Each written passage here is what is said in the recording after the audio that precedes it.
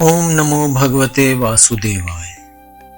इस समय लोगों के कुकर्म में प्रवृत्त होने के कारण सभी वस्तुओं का सार निकल गया है और पृथ्वी के सारे पदार्थ बीजहीन भूसी के समान हो गए हैं।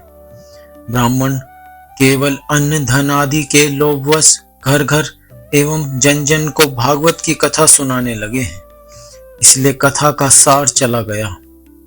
तीर्थों में नाना प्रकार के अत्यंत घोर कर्म करने वाले नास्तिक और नारकी पुरुष भी रहने लगे हैं, इसलिए तीर्थों का भी प्रभाव जाता रहा। जिनका चित्त निरंतर काम क्रोध महान लोभ और तृष्णा से तपता रहता है, वे भी तपस्या का ढोंग करने लगे हैं, इसलिए तप का भी सार निकल गया।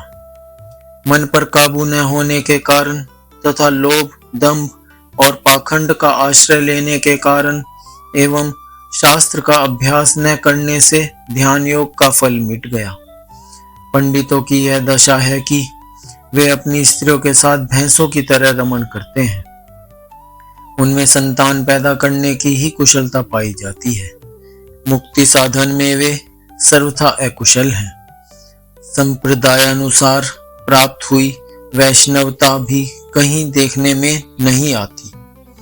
इस प्रकार जगह जगह सभी वस्तुओं का सार लुप्त हो गया है।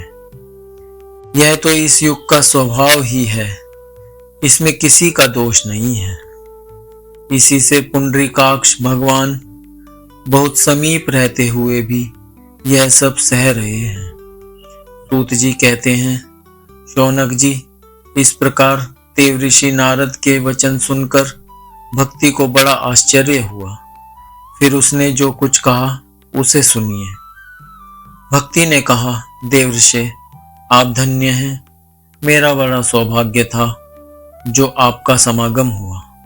संसार में साधुओं का दर्शन ही समस्त सिद्धियों का परम कारण है। आपका केवल एक बार का उपदेश धारण करके कयाधु कुमार प्रहलाद ने माया पर विजय प्राप्त कर ली थी। ध्रुव ने भी आपकी कृपा से ही ध्रुपद प्राप्त किया था।